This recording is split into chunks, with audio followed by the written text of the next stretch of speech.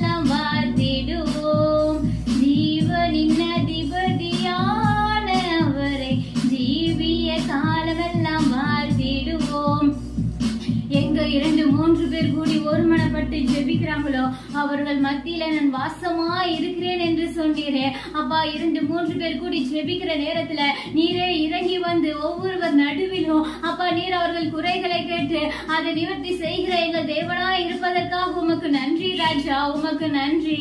அதை உணர்ந்தவர்களாக பாடுவோம்.